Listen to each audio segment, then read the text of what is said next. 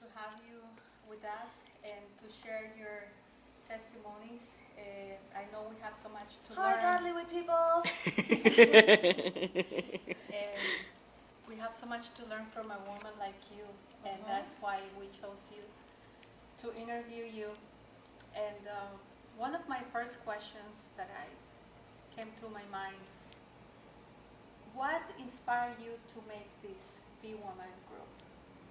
Well, it was something together in Miss Christianity that we did together.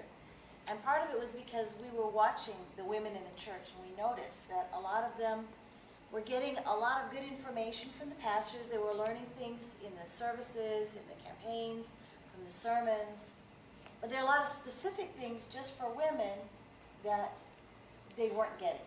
Because obviously a pastor can't tell you the details of how to be a woman of God. Just give you a general teaching about how to serve God, how to be a Christian, and so forth. So we noticed that there were a lot of young women and older women who really needed more specific guidance.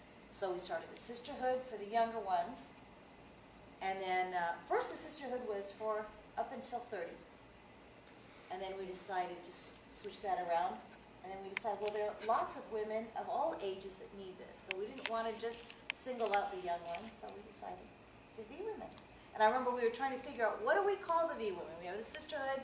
What are we going to call the ones who are older? We don't want to say the old women's group.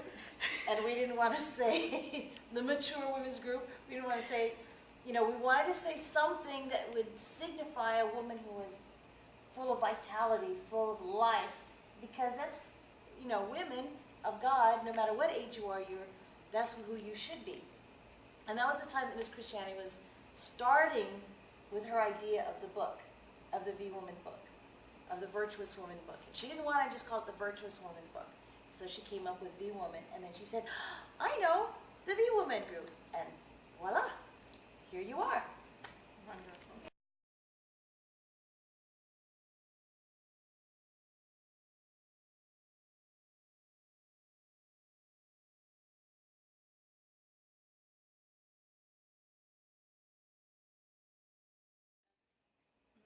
Very nice name, like you said,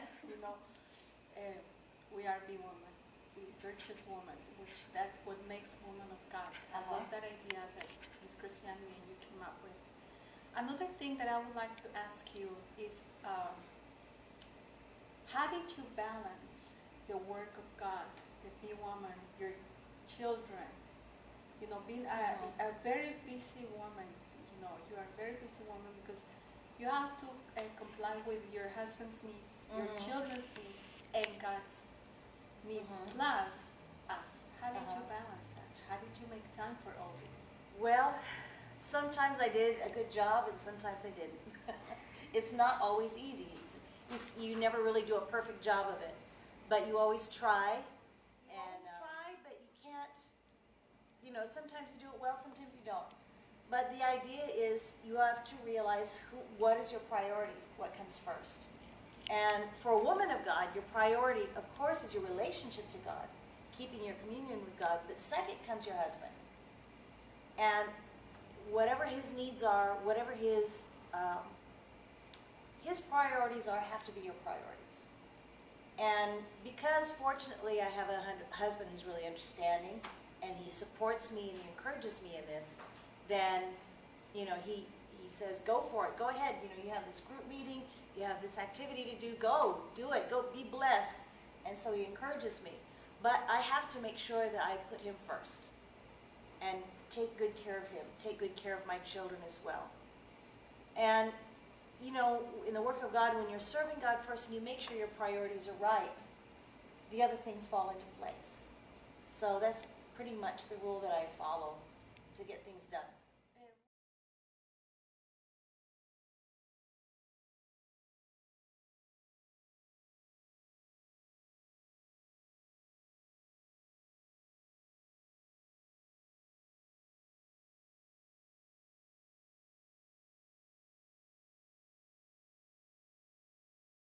Recommend for some women that their husbands say they're not a man of God. And sometimes they confuse themselves because they said, okay, I have to go to church, I have to do this, but they're not really complying in their house with the things that should be done. Right. And I think they're losing their balance right there. So a woman who has an unbelieving husband, you know, the Bible talks about how, you know, by her gentle and quiet spirit, she can win over her husband, even without having to say a word. So that's a problem. A lot of women who want to win their husband to God, they want to, you know, convert everyone in their family. They're always nagging them. They're always getting on to them, complaining with them, telling them, no, you have to be a man of God, you have to go to church, you have to give your tithe, you have to do this and that. But they're not being that example at home. And part of the example is keeping those priorities right. Your first priority is always your relationship to God.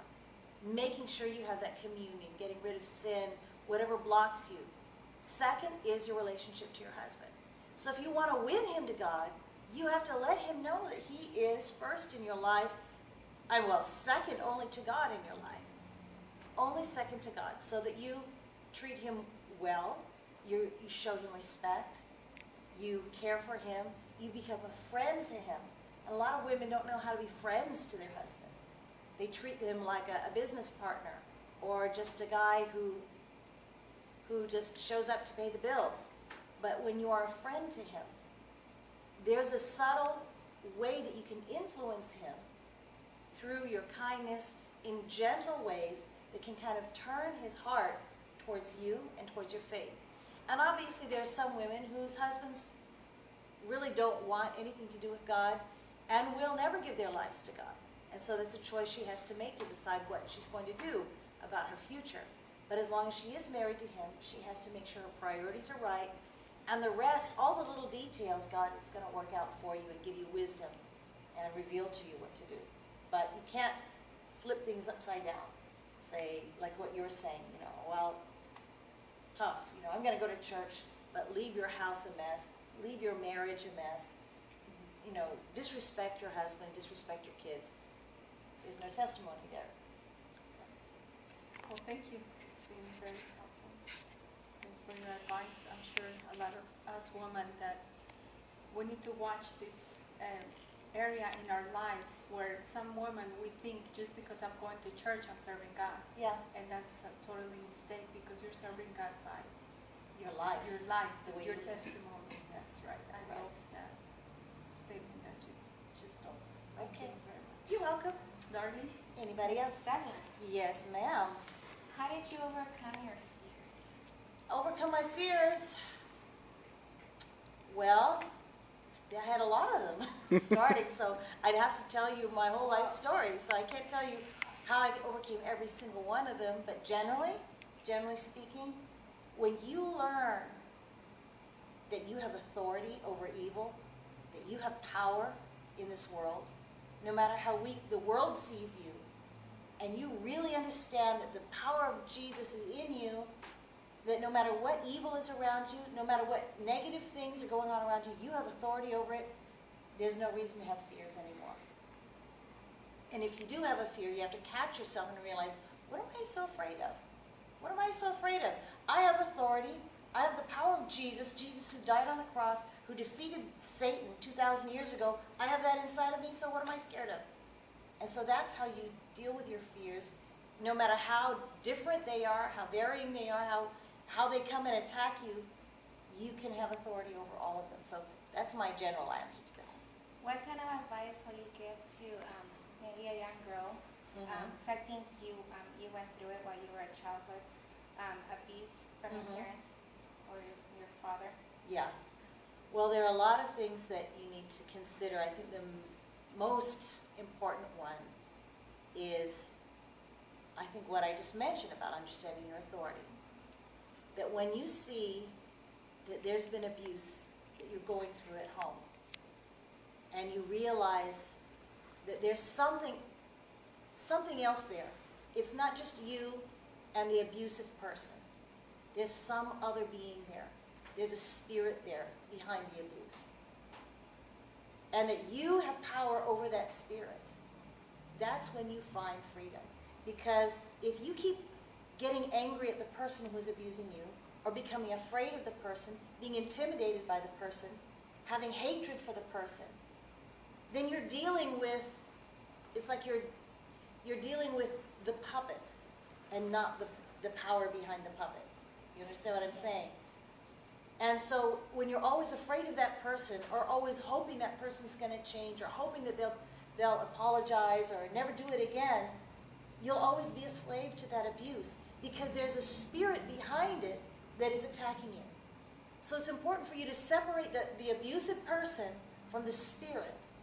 And don't worry so much about the person trying to convince them of anything. You go straight to that spirit and you attack it with your faith, with your prayers, and do whatever you have to do to make sure that this spirit, you're not going to hurt me again.